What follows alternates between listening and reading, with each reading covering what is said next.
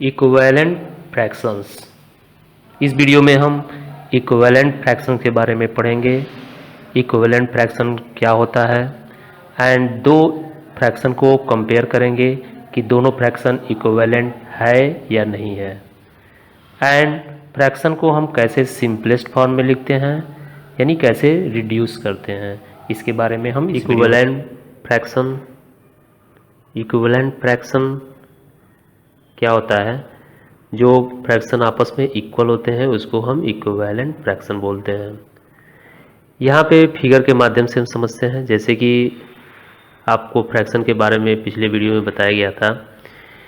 ये एक rectangle box है जो 1/2 में बटा हुआ है। ये 1/2 है, ये 1/2 है। तो इसको हम यानी 2 पार्ट में बटा हुआ है। इसको पहले भी फ्रैक्शन में बताया है 1/2 यानी 2 पार्ट ये है। 2 पार्ट में एक पार्ट को हम 1/2 और इस पार्ट को भी 1/2 बोलेंगे। तो ये कलर हमारा जो है, कलर का फ्रैक्शन क्या है, जो हमारा शेडेड बॉक्स है, शेडेड बॉक्स का फ्रैक्शन है 1/2। नेक्स्ट फिगर में यहाँ पे 2/4 यानी 4 पार्ट में इसको डिवाइड किया गया है, 4 इक्वल पार्ट में, जिसमें से 2 हमारा शेडेड है, यानी इसका शेडेड पोर्शन का फ्रैक्शन क्या है 2/4। सेम यहाँ भी देखिए, ये एक उतना ही बड़ा रेक्टेंगल है जिसको 6 पार्ट में डिवाइड किया गया है, 6 इक्वल पार्ट में, और जिसमें से 3 हमारा शेडेड है, यानी 3/6 मीन्स 3/6। यहाँ पे इसी बॉक्स को, सेम साइज का बॉक्स है, इस बॉक्स को हम इक्वल पार्ट में 8 इक्वल पार्ट में इसको डिवाइड किए हैं, और 8 इक्वल पार्ट में से 4 पार्ट हमारा कलर्ड है, या इसका मतलब 4/8 यानी 4/8। अब यहाँ हम ध्यान से देखेंगे ये जो फिगर है सब, इस फिगर में इसमें भी हाफ कलर है, इसमें भी हाफ कलर है, इसमें भी हाफ कलर है, इसमें भी हाफ कलर है, यानी पूरे फिगर का हाफ हाफ हाफ हाफ। तो लेकिन ये देखने से हमें डिफरेंट नज़र आ रहा है। इसमें से 2 पार्ट है, इसमें 3, इसमें 4, यानी ये हमारा देखने में डिफरेंट नंबर है, लेकिन ये हमारे इक्वल हैं। तो क्लियरली 1/2 इक्वल 2/4 इक्वल 3/6 इक्वल 4/8, यानी इसका मतलब ये हमारा सारे जो फ्रैक्शन दिए हुए हैं वो इक्वल हैं। तो ये इक्वल, हम फ्रैक्शन को कैसे इक्वल फ्रैक्शन फाइंड करते हैं, उसके लिए हम सेम नंबर से, यानी ऊपर नीचे, न्यूमरेटर एंड डिनोमिनेटर दोनों में हम सेम नंबर से मल्टीप्लाई करते हैं। जैसे 2 से मल्टीप्लाई करेंगे, 3 से, 4 से, तो ये हमारे नंबर आपको मिल जाएंगे। जैसे ये है 2 1 जा 2, 2 2 जा 4। यहाँ 3 से करेंगे तो 3 1 जा 3, 3 2 जा 6। 4 से 4 1 जा 4, 4 2 जा 8। तो इस तरह से हम इक्विवेलेंट फ्रैक्शन बना सकते हैं, फाइंड कर सकते हैं। इक्विवेलेंट फ्रैक्शन का एक क्वेश्चन हम यहाँ पे सॉल्व करते हैं। Write 3 fractions equivalent to each of the following, यानी ये हमारा 2 दिया हुआ है क्वेश्चन, 3/4 एंड 1/3। इन दोनों का हम क्या करेंगे, 3 फ्रैक्शन फाइंड करना है जो इसके इक्विवेलेंट हो। तो ए को हम यहाँ पे सॉल्व करते हैं। 3/4 का हमको 3 फ्रैक्शन चाहिए जो 3/4 के इक्विवेलेंट हो। तो अभी हम बताए हैं कि सेम नंबर से हम न्यूमरेटर एंड डिनोमिनेटर में सेम नंबर से मल्टीप्लाई करते हैं, यानी 2 and 2। पहला हम स्टार्ट करते हैं 2 से, क्योंकि 1 से अगर हम स्टार्ट करेंगे तो 1 से अगर न्यूमरेटर और डिनोमिनेटर में मल्टीप्लाई करते हैं तो 3/4 का 3/4 ही आएगा। तो इसलिए हम 2 से स्टार्ट करते हैं। ऊपर और नीचे दोनों में 2 और 2 से मल्टीप्लाई किए, 2 3 जा 6 एंड 2 4 जा 8, ये हुआ। फिर हम 3 से मल्टीप्लाई करते हैं, 3 3 जा 9 एंड 3 4 जा 12। फिर हम 4 से, न्यूमरेटर और डिनोमिनेटर में 4 से मल्टीप्लाई करते हैं, 4 3 जा 12 एंड 4 4 जा 16। तो ये हमारा जो भी फ्रैक्शन आया है ये सारे क्या हैं, इक्वल हैं। तो ये हमारा 6। So the 3 fraction equivalent to 3/4 और 6/8, 9/12 एंड 12/16। तो ये हमारे फ्रैक्शन इक्विवेलेंट है, यानी 3। अगर आपको यहाँ पे 3 फ्रैक्शन फाइंड करना है इक्विवेलेंट टू 3/4, अगर आपको 5 या 4 फ्रैक्शन फाइंड करना हो इक्विवेलेंट टू 3/4, तो एक और हम यहाँ पे 3/4 को हम किससे मल्टीप्लाई करेंगे? 5 से, यानी न्यूमरेटर एंड डिनोमिनेटर में हम 5 से मल्टीप्लाई कर देंगे, तो हमारा एक चौथा फ्रैक्शन यानी 4th फ्रैक्शन आ जाएगा जो 3/4 के इक्विवेलेंट होगा। अगर 5 फ्रैक्शन पूछता है तो एक और नंबर से हम मल्टीप्लाई करेंगे न्यूमरेटर डिनोमिनेटर में, यानी 6 से ऊपर और 6 से नीचे, यानी न्यूमरेटर और डिनोमिनेटर में दोनों को हम 6 से मल्टीप्लाई करेंगे तो न्यू फ्रैक्शन एक फाइंड हो जाएगा। तो ये इस तरह से हम सेम नंबर से न्यूमरेटर एंड डिनोमिनेटर में मल्टीप्लाई करके इसका इक्विवेलेंट फ्रैक्शन फाइंड कर सकते हैं। जितना पूछा जाए उतना हम बता सकते हैं। और ये 1/3 है, 1/3 का आप फाइंड करके चेक करिएगा। एक नेक्स्ट क्वेश्चन देखते हैं। Find the equivalent fraction of 3/5 having denominator 30 and numerator 24, यानी 3/5 का इक्विवेलेंट फ्रैक्शन फाइंड करना है जिसका डिनोमिनेटर 30 हो एंड नेक्स्ट क्वेश्चन है न्यूमरेटर 24 हो। तो हम डिनोमिनेटर के साथ पहले फाइंड करते हैं, पहले क्वेश्चन ए को सॉल्व करते हैं।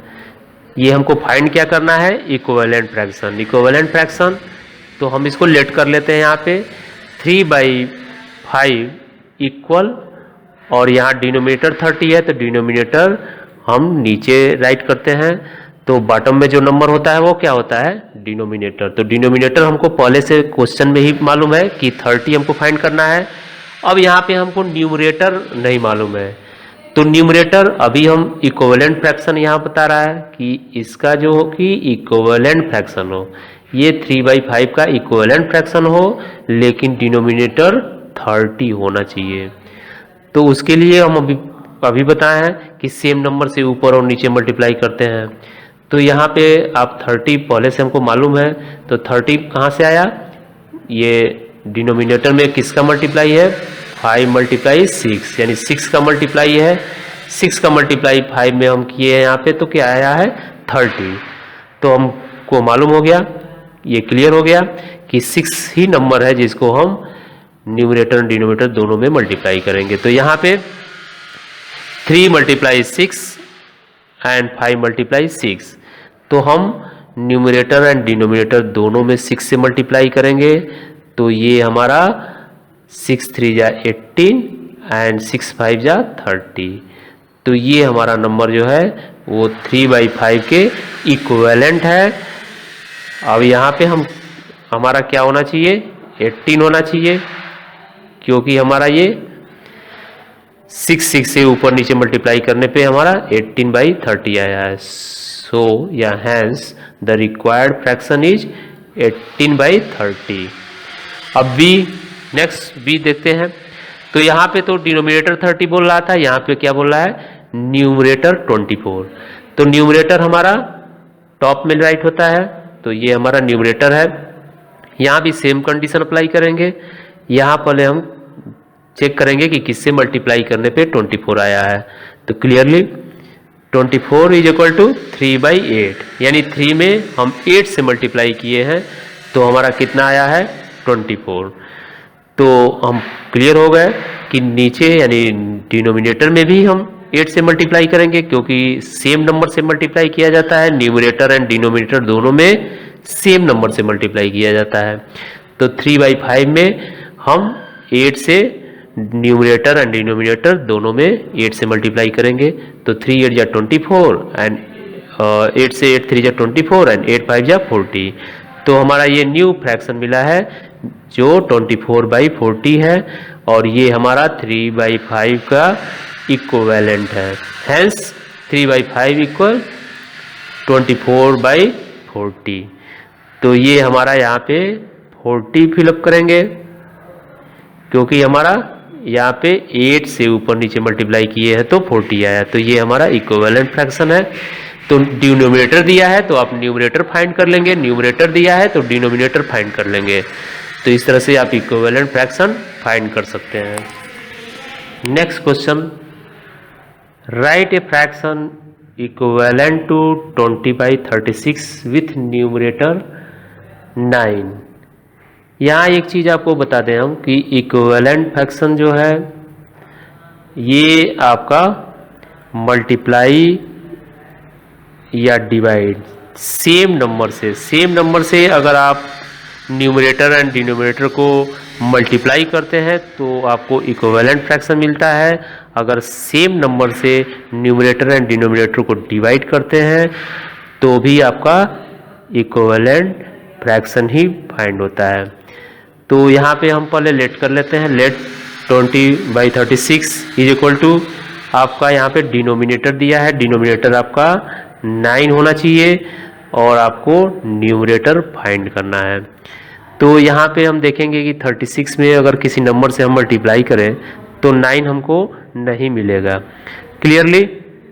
तो 9 कैसे मिलेगा? 36 डिवाइडेड बाई 4। अगर हम 4 से 36 को डिवाइड करते हैं, यानी ये डिनोमिनेटर को 4 से डिवाइड करते हैं, तो 4 9 जा 36 हमको मिल जाएगा।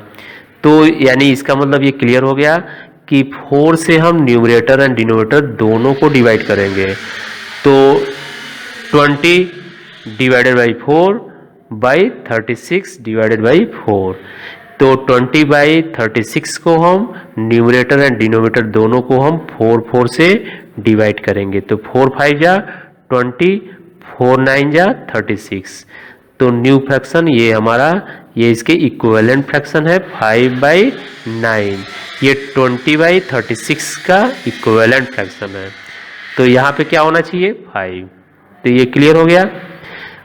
जैसे कि आपको अगर 5/9 दिया है और आपको इसके इक्विवेलेंट फ्रैक्शन फाइंड करना है तो आप किससे मल्टीप्लाई कराएंगे? 4 से अगर मल्टीप्लाई करते हैं सेम नंबर से तो आपको 20/36 मिलेगा। 20/36 दिया है, 4 से डिवाइड करते हैं तो आपका 5/9 मिलेगा।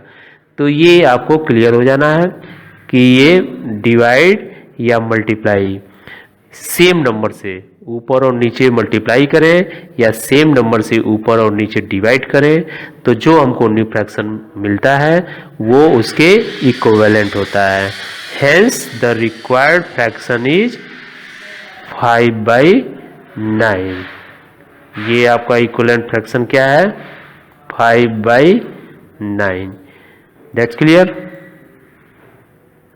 ये आपका इसके इक्विवेलेंट फ्रैक्शन है, यहाँ पे 5 होगा। Simplest form of a fraction. एक फ्रैक्शन का सिंपलेस्ट फॉर्म किसको कहते हैं? Simplest form of a fraction. A fraction is said to be in the simplest form if the HCF of its numerator and denominator is 1. That means अगर कोई fraction है जिसका numerator जो है और डिनोमिनेटर उन दोनों का HCF क्या हो? 1 हो। दैट मीन्स वो किसी भी नंबर से डिवाइड ना हो सिवाय 1 के, यानी वो केवल न्यूमरेटर और डिनोमिनेटर सेम नंबर से डिवाइड ना हो एक्सेप्ट 1, यानी 1 के अलावा वो किसी भी नंबर से डिवाइड ना हो, तो वो हमारा क्या बोलेगा? सिंपलेस्ट। जैसे कि एक क्वेश्चन दिया हुआ है, reduce 21/35 to the simplest form. ये 21/35 को सिंपलेस्ट फॉर्म में करेंगे। अभी इक्विवेलेंट फ्रैक्शन बताया है। इक्विवेलेंट फ्रैक्शन में क्या होता है कि सेम नंबर से मल्टीप्लाई या सेम नंबर से डिवाइड। तो यहाँ पे सेम नंबर से हम डिवाइड करेंगे और उसको सिंपलेस्ट फॉर्म बनाएंगे। वो नंबर इसके इक्वल होगा लेकिन वो सिंपलेस्ट होगा। सिंपलेस्ट मीन्स 1 के अलावा किसी और नंबर से वो दोनों डिवाइड नहीं होगा। हियर न्यूमरेटर कितना है? 21 एंड डिनोमिनेटर 35। ये हमारा न्यूमरेटर एंड डिनोमिनेटर क्लियर है। HCF ऑफ 21 एंड 35 इज 7, यानी दोनों का पहले हम HCF फाइंड करेंगे। HCF फाइंड करने के लिए आपको पता है, जैसे कि 21 है, इसको फैक्टराइज करेंगे, 3 7 जा 21, 7 1 जा 7। तो ये हमारा 21 का फैक्टर है।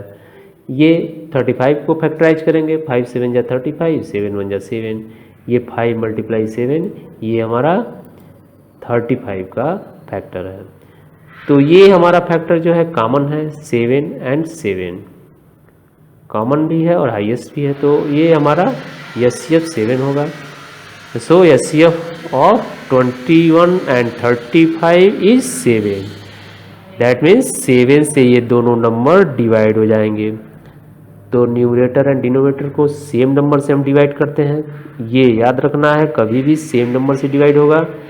तो ये हम न्यूमरेटर एंड डिनोमिनेटर को सेम नंबर 7 7 से डिवाइड करते हैं। 7 3 जा 21, 7 5 जा 35, ये 3/5।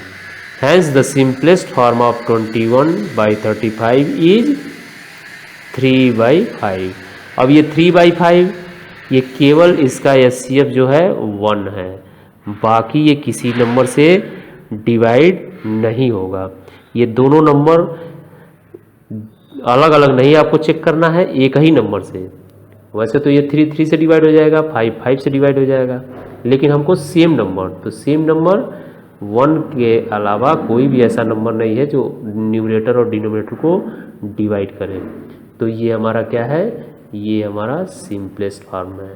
तो इस तरह से हम नंबर को रिड्यूस करते हैं और रिड्यूस करके सिंपलेस्ट फॉर्म फाइंड करते हैं। तो इसको आपको याद रखना है कि पहले हम न्यूमरेटर और डिनोमिनेटर का पहले एचसीएफ फाइंड करते हैं। एचसीएफ फाइंड करते हैं क्योंकि एचसीएफ जो हमारा है वो हाईएस्ट कॉमन फैक्टर है, उससे डिवाइड करेंगे तो वो सिंपलेस्ट फॉर्म में चेंज कर देगा। तो ये हमारा 3/5 सिंपलेस्ट फॉर्म है।